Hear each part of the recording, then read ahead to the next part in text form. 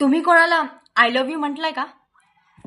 तर सावधान, कारण फक्त आय लव्ह यू म्हटल्यामुळे एका व्यक्तीला 3 वर्ष तुरुंगवास भोगावा लागला.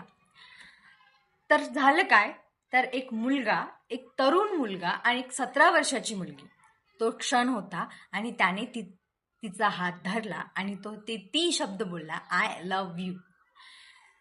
त्या मुलीने या कारणावरून त्याच्यावर FIR दाखल केली आणि त्याच्यानंतर ट्रायल कोर्टाने त्याला 3 वर्ष जेल आणि 5,000 रुपये दंड ठोकवला.